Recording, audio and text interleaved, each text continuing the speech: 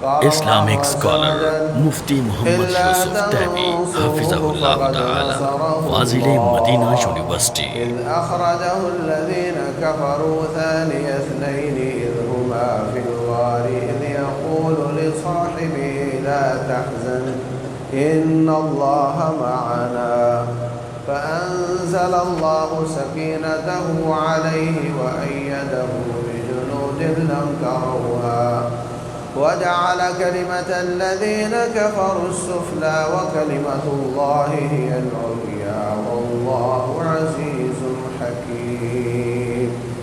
محترم سامعین اور سامعات، روٹین میں انسان کی کامیابی کے لیے اپنا عقیدہ اور اپنا عمل سمجھ لینا کافی ہوتا ہے۔ آپ کا عقیدہ کیا ہے سمجھ لو، آپ کے اعمال کیا ہیں ان کو سمجھ لو، آپ کامیاب ہو جاؤ۔ آپ کے واجبات کیا ہیں معاشرے میں رہتے ہوئے، آپ کے حقوق کیا ہیں، یہ چیزیں کافی ہو جاتی ہیں جنت میں جانے کے لیے۔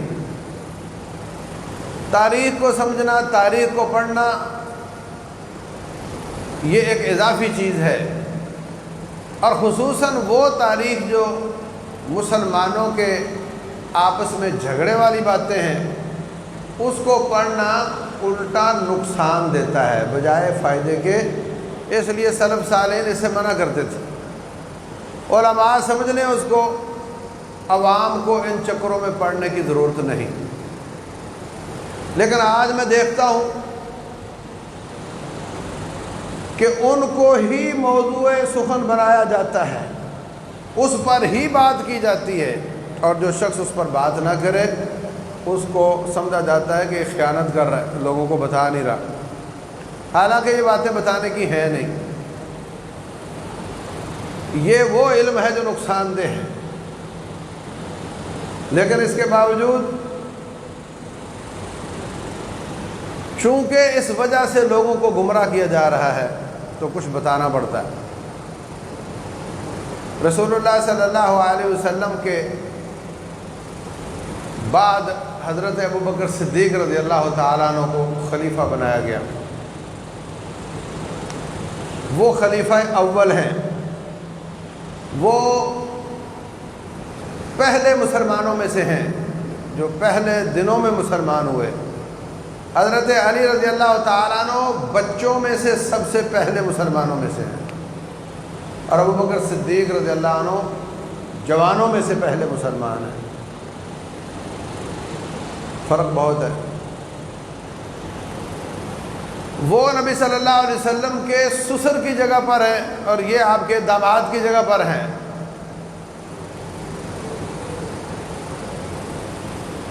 آپ کی وفات سے چند دن پہلے جب آپ کو تکلیف بڑھ گئی تو آپ نے فرمایا کہ عائشہ اپنے والد سے کہو کہ وہ لوگوں کو نماز پڑھائیں۔ میں چند اشارے بیان کروں گا۔ نبی صلی اللہ علیہ وسلم نے دو ٹوک الفاظ میں نہیں فرمایا کہ میرے بعد خلیفہ کون ہوگا، کسی کے لیے نہیں فرمایا، اور آپ کی عادت مبارکہ تھی کہ آپ اپنی رائے تھوپنے سے حد الوسع بچنے کی کوشش کرتے تھے، لوگوں میں زیادہ سے زیادہ آزادی انجوائے کرواتے تھے۔ آپ سے فرمایا گیا سعر لنا یا رسول اللہ، اے اللہ کے رسول علیہ الصلوۃ والسلام، چیزوں کے بھاؤ بڑے بڑھ گئے ہیں اور آپ امیر المومنین بھی ہیں، لوگ منہ مانگی قیمت مانگ رہے ہیں، تو آپ ریٹ طے کر دیں کہ گندم اتنے سے زیادہ مت بیچو، چاول اتنے سے، یا اس وقت چاول تو عام نہیں تھے، جو کھجور یہ اس سے زیادہ مت بیچو، آپ ریٹ طے کر لیں۔ آپ نے فرمایا ان اللہ هو المسعر القابض الباسط، اللہ تبارک و تعالیٰ ہی سے یہ ریٹ طے کرتا ہے، وہی لوگوں کے رزق کھولتا ہے، وہی لوگوں کے رزق تنگ کرتا ہے اپنی حکمت کے مطابق، اور میں چاہتا ہوں کہ میں دنیا سے جاؤں اور کوئی شخص مجھ سے اپنا حق مانگنے والا نہ ہو۔ آج کل کیا چل رہا ہے؟ چینی کا امپورٹ ریٹ جو ہے وہ تقریباً 85 روپے ہے کراچی میں، اور لوگوں سے کہا جا رہا ہے کہ تم پرچون میں 85 کا بیچو۔ وہ کیسے بیچیں گے؟ اس پر چھاپے لگ رہے ہیں، اس پر بندوں کو جیلوں میں ڈالا جا رہا ہے، وہ کیا کریں گے؟ وہ مہنگی لے کر سستی تو نہیں بیچ سکتے۔ وہ مہنگی کیوں ہو گئی وہ الگ بات ہے، جن لوگوں نے سٹور کیا ہے وہاں تک پہنچنا چاہیے، ان لوگوں کو پکڑنا چاہیے، لیکن جو پرچون والا مہنگی لے کر بیٹھا ہے وہ سستی کیسے بیچے گا؟ تو جب حکمران طے کر دے گا کہ 85 سے اوپر بیچو گے تو میں ماروں گا، تو ظاہر سی بات ہے وہ قیامت والے دن پکڑ لیں گے کہ ہم نے تو مہنگی خریدی تھی، ہم اس میں کیسے بیچتے، اور تیری وجہ سے ہم پہ ظلم ہوا، اب عزت دے کر حساب دینا۔ اور یہ ہر فیصلہ کسی نہ کسی طرف تو مسائل بناتا ہی بناتا ہے۔ اس دفعہ اگر گندم مہنگی خریدی گئی ہے تو اس سے کسانوں کو فائدہ ہوا ہے تو عوام چیخ رہی ہے، اور اگر سستی خریدی جاتی عوام وہ خوش ہو جاتی، کسان چیخ رہے ہوتے ہمارے خرچے پورے نہیں ہوتے۔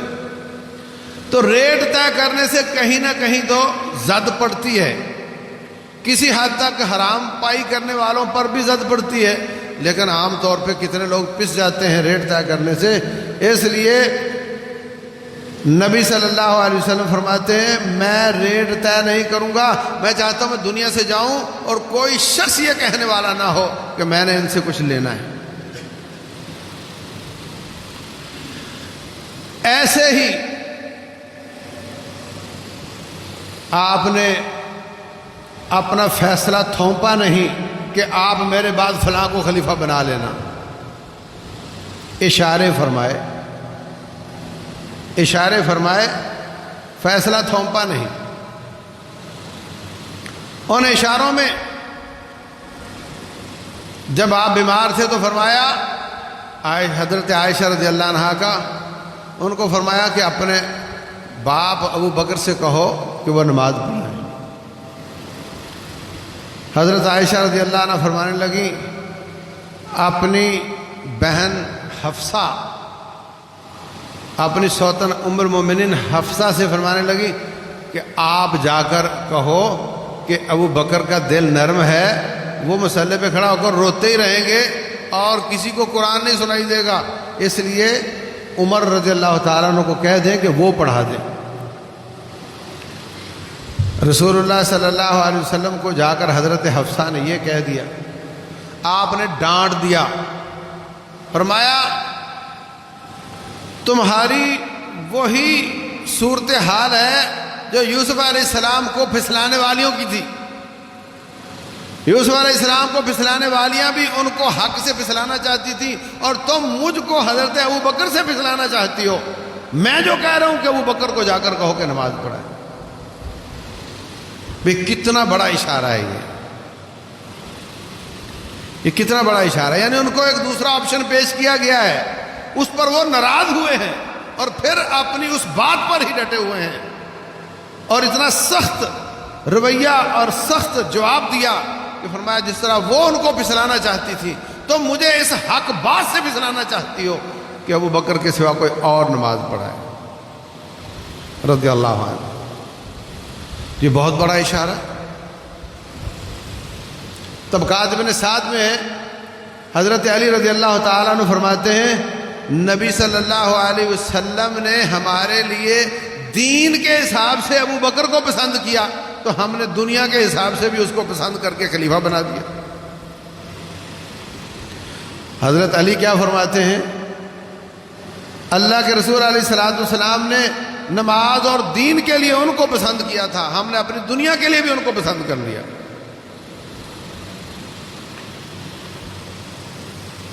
دو باتیں ہو گئیں، حضرت علی رضی اللہ عنہ کا فرمان اور نبی صلی اللہ علیہ وسلم کا اپنی زندگی میں ان کو اپنی جگہ پر کھڑے کرنا۔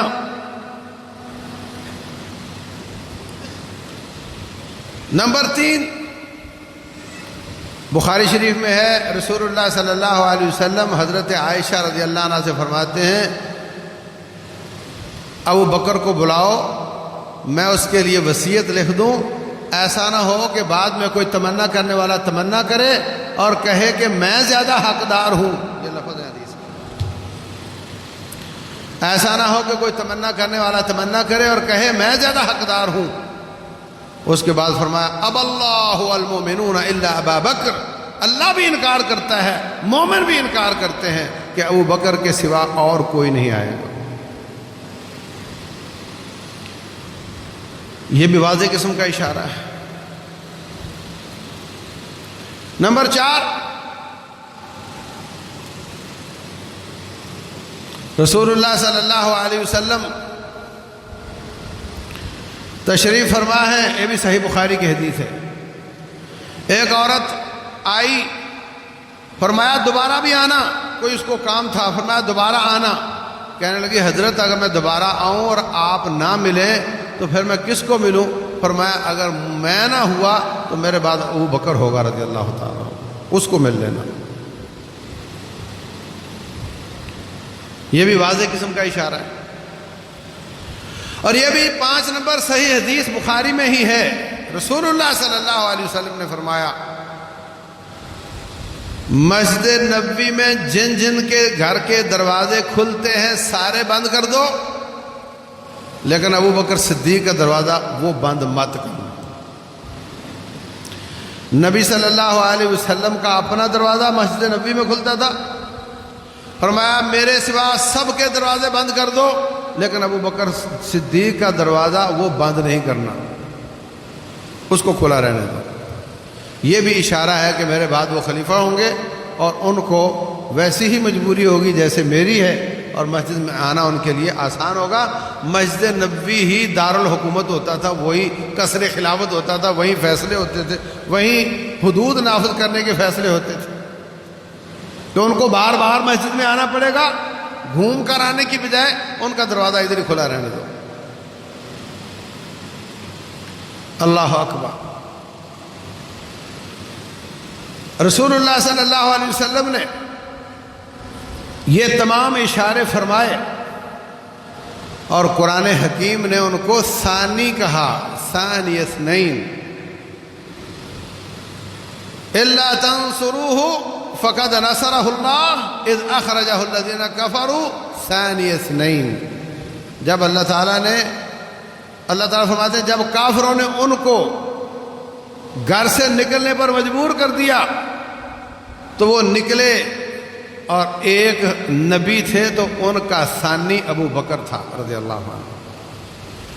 آپ نے اپنے اس سفر میں بہت ہی کانفیڈینشیل تھا، بہت ہی رازداری والا سفر تھا، تو رازدار کس کو بنایا؟ ابو بکر صدیق رضی اللہ تعالیٰ۔ اور روٹین میں کسی بھی جماعت کی طرف دیکھا جائے تو باہر سے دیکھنے والا کیا دیکھتا ہے کہ ان کا امیر فلاں ہے، تو دوسرا کون ہے، سیکنڈ کون ہے، ثانی کس کو کہا جاتا ہے؟ کہ جس کی امید ہے کہ وہ اس کے بعد بنے گا، اسی کو ثانی کہا جاتا ہے۔ اور اللہ تبارک و تعالیٰ نے حضرت ابوبکر صدیق کو ثانی کہا ہے۔ یہ بھی بہت بڑا اشارہ ہے کہ ان کے بعد ابوبکر صدیق رضی اللہ تعالیٰ عنہ ہوں گے۔ آپ کی وفات کے بعد لوگ، جگہ تنگ تھی، ایک ایک دو جاتے اور جنازہ پڑھ کر آ رہے تھے۔ باہر ثقیفہ بنی ساعدہ پر انصاری جمع ہو گئے۔ حضرت عمر فرماتے ہیں وہاں انصاری جمع ہو گئے ہیں، جلدی چلیں، وہاں کوئی مسائل نہ ہوں۔ ابو بکر صدیق کو لے کر وہاں چلے گئے رضی اللہ عنہ۔ وہاں جا کر دیکھا تو وہ حضرت سعد بن عبادہ کو اپنا امیر بنانے کی سوچ رہے ہیں۔ تو حضرت عمر رضی اللہ تعالیٰ عنہ فرمانے لگے، بلکہ حضرت ابوبکر صدیق فرمانے لگے، الائمۃ من قریش، خلیفہ قریشی ہوگا، یہ نبی صلی اللہ علیہ وسلم کا فرمان ہے۔ پھر ایک رائے آئی منا خلیفۃ و منکم خلیفہ، منا امیر و منکم امیر، پھر دو بنا لیتے ہیں، ایک آپ بنا لو ایک ہم بنا لیتے ہیں۔ کہا یہ ایسا نہیں ہے، اذا بوئی علی خلیفتین فاقتلوا آخرہما، اگر دو کی بیعت ہو جائے تو دوسرے کو قتل کر دو، پہلا برحق ہے، دو نہیں ہو سکتے۔ پھر حضرت، یہ مستدرک حاکم میں ہے، حضرت ابوبکر عمر بن خطاب رضی اللہ عنہ فرماتے ہیں کہ مجھے بتاؤ کہ ابو بکر کے مقابلے میں تمہارے پاس کون سا بندہ ہے، اس کا مقابلہ کرنے کی ضرورت رکھتے ہو؟ کہنے لگے نعوذ باللہ، ہم اللہ کی پناہ چاہتے ہیں، ابو بکر صدیق رضی اللہ عنہ کا مقابلے میں کوئی آگے نہیں آ سکتا۔ حضرت ابو بکر صدیق رضی اللہ عنہ کہتے ہیں یہ عمر بن خطاب مضبوط مسلز کا آدمی ہے، اس کو خلیفہ بنا لو۔ حضرت عمر بن خطاب رضی اللہ عنہ نے جلدی جلدی ابو بکر صدیق کا ہاتھ پکڑا اور اوپر ہاتھ رکھ کر کہنے لگا میں نے آپ کی بیعت کر لیا، لوگوں آپ بھی کر لو۔ بیعت ہو گئی، سب راضی تھے، کوئی ایک بھی ناراض نہیں تھا، سب راضی تھے۔ حضرت علی بن ابی طالب رضی اللہ تعالیٰ عنہ کو اتنا سا رنج ضرور تھا کہ یار ہم نبی صلی اللہ علیہ وسلم کے آخری جو کفن دفن کا انتظام کر رہے تھے اور آپ لوگوں نے ہمارا انتظار ہی نہیں کیا۔ تو ان کو بتایا گیا کہ وہاں پہ شر پھیلنے کا خطرہ تھا، قبل اس کے کہ شر پھیل جاتی، اس شر کا دروازہ بند کیا گیا تھا، اس لیے آپ کا انتظار نہیں کیا گیا۔ وہ بھی راضی ہو گئے۔ پھر حضرت فاطمہ رضی اللہ تعالی عنہ وہ آ کر کہتی ہیں کہ میرے والد کی جو وراثت ہے ہمیں دی جائے۔ ابوبکر صدیق رضی اللہ تعالیٰ عنہ فرماتے ہیں یہ ہمارے نبی کا نہیں، تمام انبیاء کا ایک ہی قانون ہے۔ آپ نے فرمایا تھا نحن معشر الانبیاء لا نورث ما ترکنا صدقہ، ہم نبیوں کی جماعت ہماری وراثت نہیں ہوتی، جو بھی ہم چھوڑ کر جائیں وہ اللہ واسطے وقف ہوتا ہے۔ اس لیے آپ لوگوں کو خرچہ ملے گا، نبی صلی اللہ علیہ وسلم کے ذاتی باغات کی آمدن سے آپ لوگوں کے گھر چلیں گے، جن جن کو خرچہ وہ اپنے ہوتے ہوئے دیا کرتے تھے ان سب کو ملے گا، لیکن وہ زمینیں کسی کی ملکیت نہیں ہوں گی۔ سب راضی ہو گئے۔ حضرت فاطمہ رضی اللہ عنہا نے دوبارہ کبھی اس معاملے میں حضرت ابوبکر صدیق سے بات نہیں کی، کیونکہ حدیث آ گئی، سر تسلیم خم ہو گیا۔ بھائی لوگ اس کا معنی یہ کرتے ہیں کہ حضرت فاطمہ ناراض ہو گئی، انہوں نے کبھی ان سے بات نہ کی۔ مقصد تو یہ ہے کہ انہوں نے اس معاملے میں دوبارہ بات نہیں کی۔ اور تعجب کی بات یہ ہے کہ حضرت علی رضی اللہ تعالیٰ عنہ جب خلیفہ بنے انہوں نے بھی وہ باغات کسی کی ملکیت میں نہیں دیے، اپنے بیٹوں کو دے دیتے کہ ان کا حق ہے، نہیں دیے۔ سب دل کے اطمینان کے ساتھ تسلیم کر گئے کہ واقعتاً حدیث ایسے ہی ہے اور یہ کسی کی ملکیت نہیں بنے گا۔ حضرت ابوبکر صدیق رضی اللہ تعالیٰ عنہ اپنی خلافت چلا رہے ہیں، لوگوں نے بیعت کر لی ہے، حضرت علی رضی اللہ تعالیٰ عنہ نے ابھی بیعت نہیں کی۔ 6 مہینے گزرے، 6 مہینے کے بعد حضرت فاطمہ رضی اللہ عنہا وفات پا گئیں۔ ان کی وفات کے بعد شاید ان کی دل جوئی کے لیے نہ بیعت کی ہو یا کوئی اور وجہ ہو، ان کے دل میں یہ بھی تھا کہ مجھے مشورے میں شریک کیوں نہیں کیا گیا۔ 6 مہینوں کے بعد حضرت علی رضی اللہ تعالیٰ عنہ حضرت ابو بکر کو اپنے گھر بلاتے ہیں۔ گھر گئے تو کہنے لگے میں آپ کی بیعت کرنا چاہتا ہوں۔ پہلے حضرت علی نے ابو بکر صدیق کے فضائل بیان کیے، پھر ابو بکر صدیق نے حضرت علی رضی اللہ عنہم ان کے فضائل بیان کیے، کہا کہ ہم آپ کے فضائل کا اقرار کرتے ہیں، میں آپ کی بیعت کرنا چاہتا ہوں۔ کہا تو کر لو۔ کہنے لگے ایسے تھوڑا کروں گا، سب کے سامنے کروں گا۔ مسجد نبوی میں تشریف لائے، اسی طرح ان دونوں نے ایک دوسرے کے فضائل بیان کیے، پھر سب کے سامنے ابو بکر صدیق رضی اللہ عنہ کے ہاتھ پر حضرت علی بن ابی طالب نے بیعت کی رضی اللہ عنہ۔ اللہ ان کی صفت بیان کرتا ہے، اشداء علی الکفار رحماء بینہم، وہ آپس میں ایک دوسرے پر رحم کرنے والے، محبت کرنے والے، جان نشاور کرنے والے تھے۔ یہاں پر کہانیاں بیان کی جاتی ہیں کہ حضرت علی نعوذ باللہ اللہ تعالیٰ ہے، نعوذ باللہ، اور ان کی طاقت رب جتنی ہے، نعوذ باللہ۔ تو پھر بیعت کیوں کی بھائی؟ پھر ان کے خلیفہ بننے کا کوئی سوال ہی پیدا نہیں ہوتا۔ ابو بکر صدیق کو خلیفہ بننے ہی کیوں دیا جب طاقت اتنی زیادہ ہے؟ ان کو بننے نہیں دینا چاہیے تھا۔ پھر تسلیم کر لینا یہ اور بڑی بات ہے۔ ایسا کچھ نہیں ہے، وہ اللہ تعالیٰ کے جنتی شخصیت ہیں، وہ نبی صلی اللہ علیہ وسلم کے داماد ہیں، وہ خلیفہ راشد ہیں، ان کی بڑی شان ہے، مگر نہ وہ نبی کے مقابلے کے ہیں نہ وہ رب کے مقابلے کے۔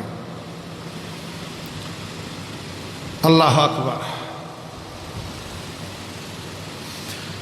تو میں نے یہ زیادہ وضاحت کے ساتھ بات اس لیے کی ہے کہ آگے چل کر جو فتنوں کا بیان آئے گا اس میں یہ بہت بڑا فتنہ بن کر بات ابھری کہ حضرت ابو بکر صدیق رضی اللہ تعالیٰ عنہ حقدار نہیں تھے، حضرت علی حقدار تھے، وہ پہلے ہیں، علی دا پہلا نمبر۔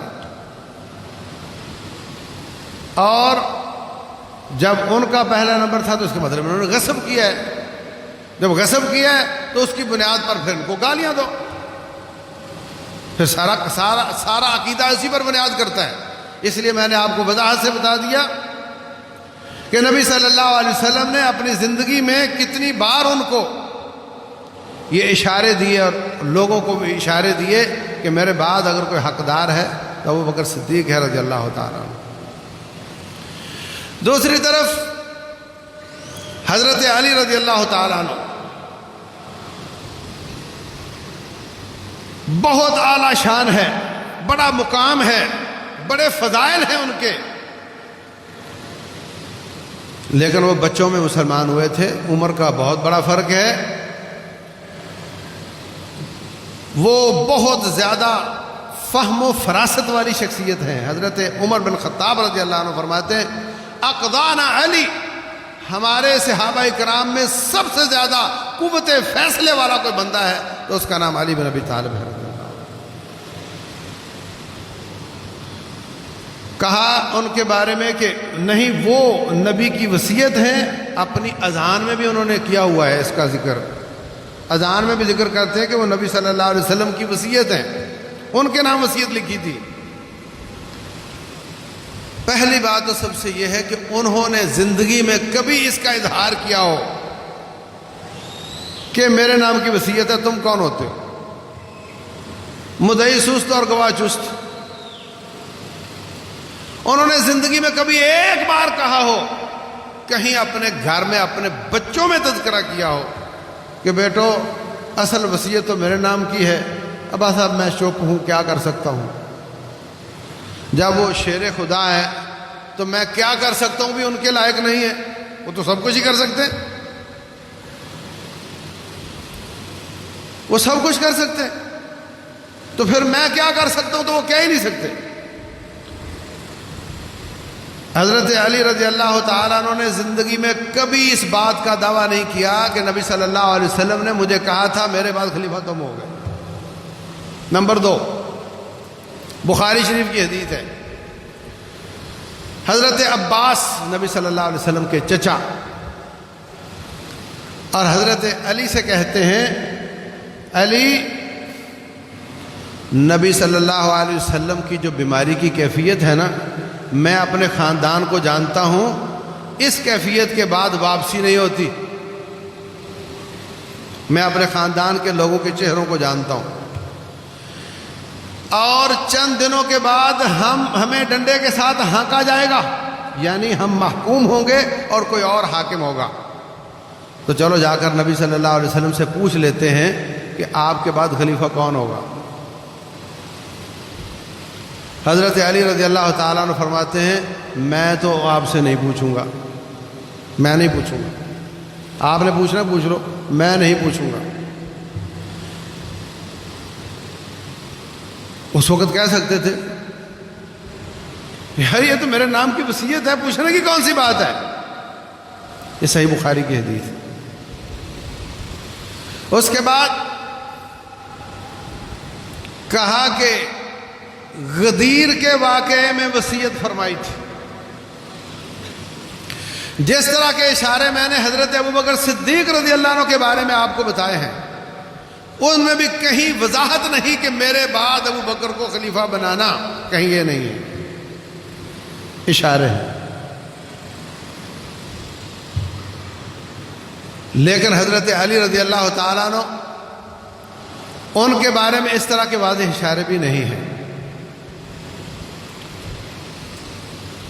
غدیر کی اب تو عید منائی جا رہی ہے، 18 ذی الحجہ کو اس کی عید منائی جاتی ہے۔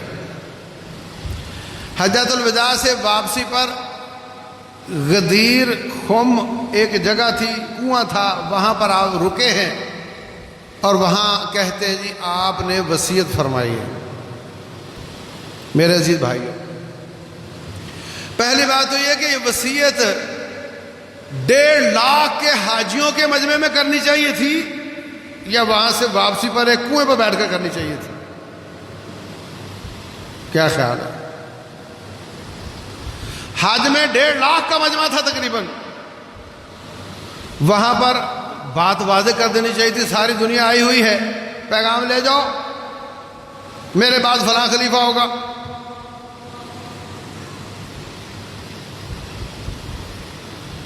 بلکہ رسول اللہ صلی اللہ علیہ وسلم نے ابوبکر صدیق رضی اللہ عنہ کے بارے میں اس طرح کی وضاحت فرمائی، فرمایا مجھے نہیں معلوم کہ میں کتنی دیر تمہارے بیچ میں رہوں گا۔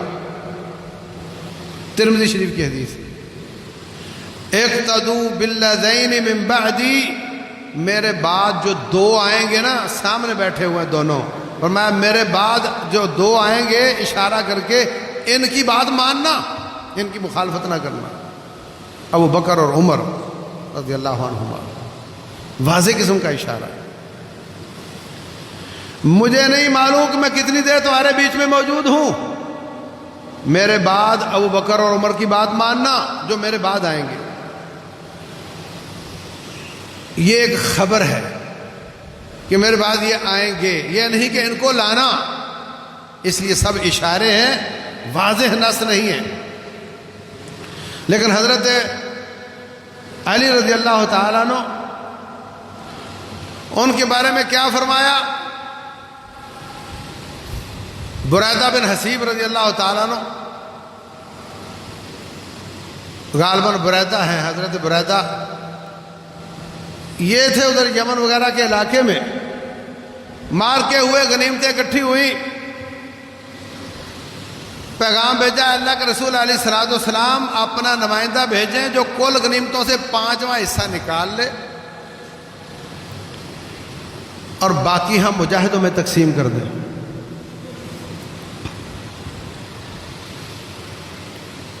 نبی صلی اللہ علیہ وسلم نے حضرت علی کو اپنے داماد کو بھیجا کہ جاؤ اس میں سے 5واں حصہ نکال دو اور باقی وہ تقسیم کر لیں۔ انہوں نے 5واں حصہ نکالا اور ان میں سے ایک لونڈی خود اپنے لیے رکھی۔ ان کا اندازہ تھا کہ یہ 5واں حصہ ہمارا ہے اہل بیت کا، اس میں سے جو مجھے ملے گا اس سے زیادہ ہی ملے گا، تو یہ اس سے کم ہے، انہوں نے رکھ لی۔ اس پر کچھ لوگوں نے اعتراض کیا۔ رسول اللہ صلی اللہ علیہ وسلم کو اظہار ہوا جب وہاں کنویں پر غدیر خم پر بیٹھے ہوئے تھے، کہا کہ دیکھو آپ نے ان کو بھیجا تھا اور انہوں نے وہاں ایک لونڈی لے لی تھی، تو فرمایا ان سے ناراض نہ ہو، حضرت علی پر ناراض نہ ہو، ان کا حق اس لونڈی سے بھی زیادہ ہے، انہوں نے زیادہ نہیں لیا۔ وہ کہنے لگے جی اب میرا دل مطمئن ہو گیا، اب میری ناراضگی ختم ہو گئی۔ اس تناظر میں رسول اللہ صلی اللہ علیہ وسلم نے فرمایا کہ من کنت مولا ہو فہذا علی مولا ہو، جس کا میں دوست ہوں اسی کا ہی علی دوست ہے رضی اللہ تعالیٰ۔ اور اس کے بعد کیا فرمایا؟ اللہم والی من والا ہو عاد من عادا ہو، یا اللہ جو اس کے ساتھ دوستی لگائے تو بھی اس کے ساتھ دوستی لگانا، یا اللہ جو اس کے ساتھ دشمنی لگائے تو بھی اس کے ساتھ دشمنی لگانا۔ تو مولا والی، میں جس کا میں دوست اسی کا علی دوست، اور اللہ جو اس سے دوستی لگائے تو بھی اس سے دوستی لگانا۔ یہاں سے ولی کے لفظ سے جس کے معنی دوستی بھی ہے، جس کا معنی غلام بھی ہے، جس کا معنی آقا بھی ہے، اور جس کا معنی کسی حد تک حکمران بھی کیا جا سکتا ہے، تو اس کا معنی یہ نکالنا کہ اب وہ ولی ہیں، اور ولی کا معنی خلیفہ ہیں، اور میرے بعد وہ خلیفہ ہوں گے، یہ لغوی اعتبار سے معنی بھی نہیں بنتا، اور حدیث کے بعد جو الفاظ ہیں دوستی والے اس حساب سے بھی نہیں بنتا، اور چار بندوں میں بیٹھ کر بات کرنے سے بھی نہیں بنتا۔ وہ پیچھے جو سیناریو تھا، اس سیناریو کے اثرات ختم کرنے کے لیے آپ نے حضرت علی رضی اللہ تعالیٰ عنہ کی یہ منقبت بیان کی تھی، اور اس میں اس طرح کے واضح اشارے نہیں ہیں جس طرح کہ حضرت ابوبکر صدیق رضی اللہ عنہ کے بارے میں۔ نمبر 2، بخاری شریف کی حدیث ہے، رسول اللہ صلی اللہ علیہ وسلم کے آخری لمحات ہیں،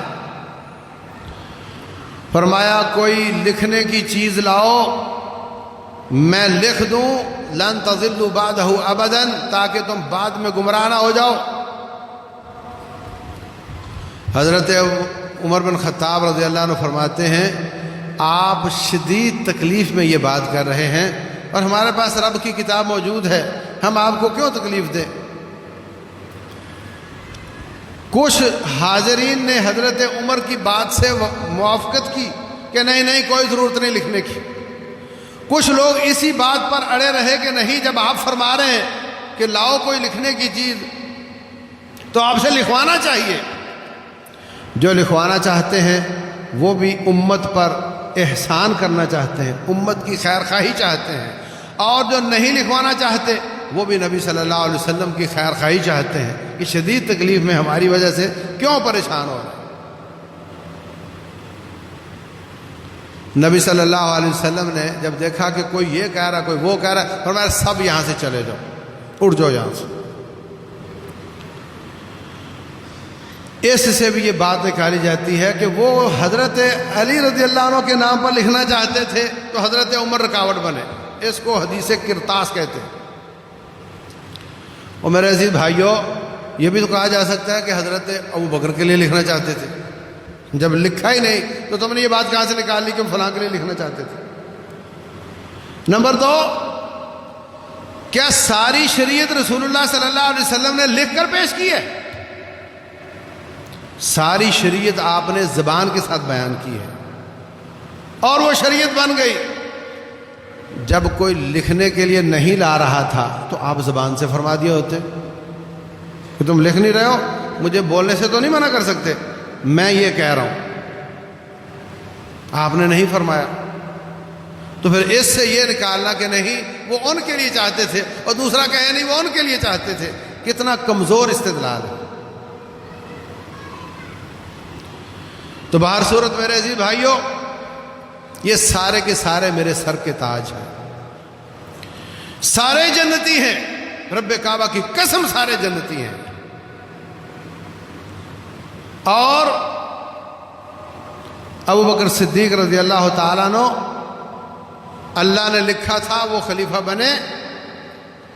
رسول اللہ صلی اللہ علیہ وسلم نے ایک اور اشارہ فرمایا میں نے خواب دیکھا کہ ایک کنویں سے میں پانی نکال رہا ہوں۔ ابوبکر صدیق آئے کہنے لگے حضرت آپ پیچھے ہٹیں، میں یہ خدمت میں کرتا ہوں۔ تو انہوں نے صرف 2 ڈول نکالے اور بڑی مشکل سے نکالے۔ اس کے بعد حضرت عمر آ گئے، انہوں نے اتنا پانی نکالا کہ سارے لوگ سیراب ہو گئے۔ اللہ اکبر۔ یہ جو خواب ہوتے ہیں یہ بھی نبی پر اللہ کی وحی ہوتی ہے۔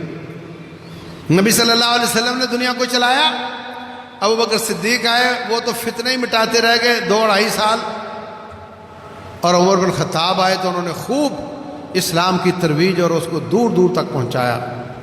یہ بھی بہت بڑا اشارہ ہے کہ ان کے بعد ابو بکر صدیق آئیں گے اور ان کے بعد حضرت عمر بن خطاب آئیں گے رضی اللہ عنہ۔ تو میرے عزیز بھائیوں، اگر ایک لمحے کے لیے یہ مان لیا جائے کہ نہیں ایسا نہیں ویسا نہیں، تو اس کے باوجود جو اللہ نے کر دیا اس پہ راضی ہو جانا چاہیے۔ اس کی بنیاد پر دوسروں کو برا کہنا یہ تو کوئی طریقہ نہیں ہے۔ وہ سارے کے سارے نیک ہیں، ان سب کا احترام کرنا چاہیے، ان کی وجہ سے اسلام ہم تک پہنچا۔ اسلام سارے کا سارا قرآن کی آیت ہو یا نبی کا فرمان ہو، اس کے آخری راوی کون ہے؟ صحابی، اس کے بعد نبی صلی اللہ علیہ وسلم۔ اگر بیچ میں سے صحابی کو ڈیمیج کر دو گے تو اسلام تو سارا ہی ضعیف ہو جائے گا۔ اور یہی طریقہ ہے، جو لوگ ان پر اعتراض اور ان کی باتیں اور ان کو نعوذ باللہ فتوے لگاتے ہیں، اصل میں مقصد اسلام ہے، مقصد وہ نہیں ہے۔ اسلام پر، قرآن پر بات کرنا مشکل ہے، اس لیے ان پر اپنا ہاتھ صاف کیا جاتا ہے۔ تو ہمیں سب کا احترام کرنا۔ عیسائی ہمارے نبی کے خاکے بناتے ہیں علیہ الصلوۃ والسلام، ہمارے ماں باپ قربان جائیں، ہم ان کے نبی کا بھی احترام کرتے ہیں، ہم ان کے نبی کا بھی، اور ایسا احترام کرتے ہیں، ہمارا عقیدہ ہے جب تک حضرت عیسیٰ کو نبی نہ مانا جائے کوئی بندہ مسلمان نہیں ہو سکتا۔ یہ ہے ٹالرنس، یہ ہے صبر، یہ ہے برداشت کہ اپنے بڑوں کا بھی احترام، ان کے بڑوں کا بھی احترام، ورنہ سب کی سوئی کہیں نہ کہیں پھنسی ہوئی ہے۔ میں اس کو مانوں گا، اس کے خلاف بولوں گا، تو ہمیں سب کا احترام کرنا چاہیے، سب کے لیے دعا کرنی چاہیے۔ والذین جاءوا من بعدہم یقولون، وہ لوگ جو ان کے بعد آئے وہ یہ کہتے ہیں ربنا اغفر لنا ولاخواننا الذین سبقونا بالایمان، یا اللہ ہمیں بھی معاف کر دے اور جو ایمان پر ہم سے پہلے تھے ان کو بھی معاف کر دے۔ کیا فرمایا؟ ربنا اغفر لنا ولاخواننا الذین سبقونا بالایمان ولا تجعل فی قلوبنا غلا للذین آمنوا، یا اللہ ہمارے دلوں میں ان کے بارے میں کدورت نہ آنے دینا۔ یہ قرآن نے ہمیں دعا سکھائی، یا اللہ ان کے بارے میں ہمارے دلوں میں کدورت نہ آئے۔ امام شافعی رحمۃ اللہ علیہ فرماتے ہیں اگر ان کے زمانے میں ہم ہوتے تو یا ان کے ساتھ ہوتے یا ان کے ساتھ ہوتے، جب ان کی آپس میں لڑائی ہوئی تو لا محالہ ہماری تلواریں ان کے خون سے آلودہ ہو جاتی، تو اللہ نے ہمیں لیٹ پیدا کیا، اللہ نے ہماری تلواروں کو ان کے خون سے بچا لیا، تو کیا ہم اپنی زبانوں کو ان کی عزتوں سے نہیں بچا سکتے؟ ہمیں ان کا احترام کرنا چاہیے، سب کا احترام کرنا چاہیے، کسی کو برا نہیں کہنا چاہیے۔ یہی حق ہے، یہی سچ ہے۔ تلک امت قد خلت لہا ما کسبت ولکم ما کسبتم، وہ امت تھی گزر گئی، جو انہوں نے کمایا ان کا رب سے حساب لے گا، جو تم کماؤ گے تمہارا حساب اللہ تم سے لے گا۔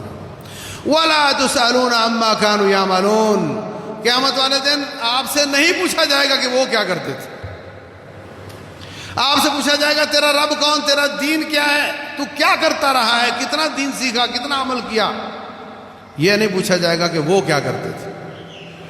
اس لیے میں ہمیشہ کوشش کرتا ہوں کہ ان موضوعات سے بچا جائے، مگر مجبوراً جب ان کی وجہ سے لوگوں کو گمراہ کیا جاتا ہے تو مجھے کچھ نہ کچھ عرض کرنا پڑتا ہے۔